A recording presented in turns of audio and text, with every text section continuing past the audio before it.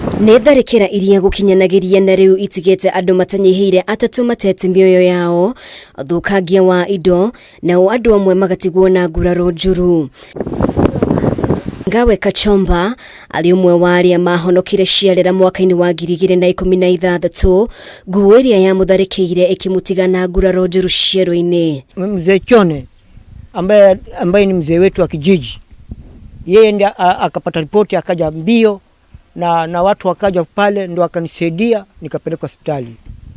Nilijaribu kwenda kwa wanyamapori kwa kueleza ile hali vile nilivyo, lakini mpaka sasa sijalipwa.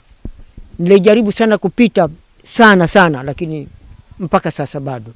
Kwa hivyo sijui kama hii ni sheria hii ya kwamba mimi, manake mimi kusema ile kweli vile vilivyokuwa, kama mimi niliua kiboko mimi sasa hii ningekuwa nilifungwa. Thuri wa Sudi Mzungu uria ne nyina wa ciana inyanya ndari na munyaka thutha wa gutharikirwo ni nguo ari gwake mucii mwaka-ini wa 2017 kilomita 6 kuma rowini rwa Sabaki.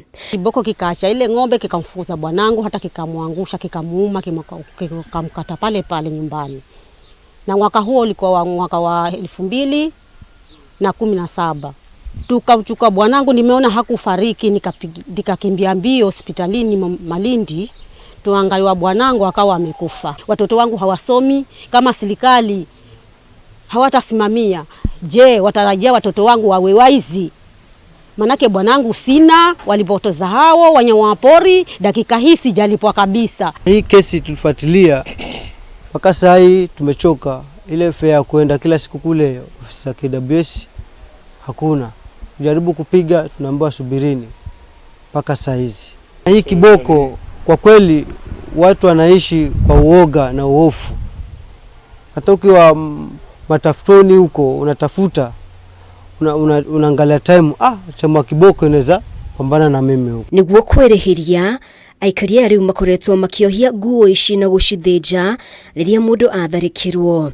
Thengia ya aikaria ya kwandikithia tharikira ici ceceni-ini ya borithi maugite hatiri ikinya ritacukitio ria kumagitira, riu makienda thirikari irihe family cia aria matharikirwo. Karibu watu 10 wametatizwa na viboko na KWS wanawadanganya kwamba wamefuata viboko.